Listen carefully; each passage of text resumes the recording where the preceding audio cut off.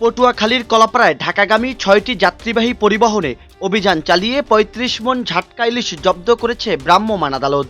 গোপন সংবাদের ভিত্তিতে পরিচালিত এই অভিযানে প্রতিটি পরিবহন চালককে ২,০০০ টাকা করে মোট ১২,০০০ টাকা জরিমানা করা হয়েছে।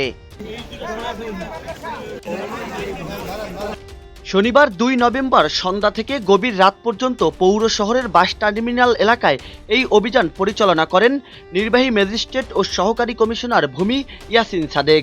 অভিযানে মৎস্য বিভাগ ও কলাপাড়া থানার পুলিশের সদস্যরা অংশ নেন। অভিযান চলাকালে প্রতিটি পরিবহনের বিশেষ তল্লাশি চালিয়ে একাধিক বস্তা ভরা ছোট্ট আকারে ইলিশ মাছ পাওয়া যায়।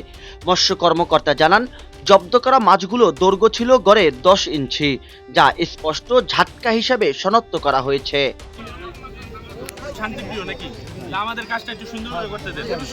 পরবর্তীতে নির্বাহী ম্যাজিস্ট্রেটের নির্দেশক্রমে ঝাটকাকৃত মাছগুলো স্থানীয় বিভিন্ন এতিমখানা, মাদ্রাসা ও হতদরিদ্র পরিবারের মাঝে বিতরণ করা হয়। নির্বাহী ম্যাজিস্ট্রেট ইয়াসিন সাদেক বলেন, ইলিশের উৎপাদন বাড়াতে সরকার প্রতিবছর ৮ মাসের জন্য ঝাটকা ধরা, পরিবহন, মজুত ও বিক্রি নিষিদ্ধ ঘোষণা করেছে।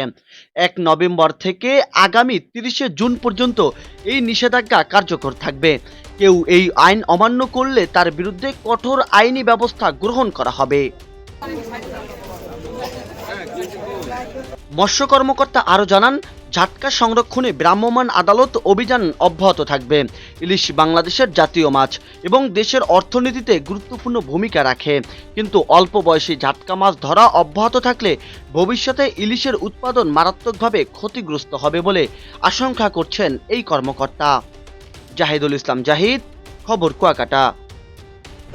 সত্যি কথা বলতে কি সগির ভাই, জাল যেমনই হোক, মাছ যদি ভালো চাও সাগর রশি জালে লাগাও।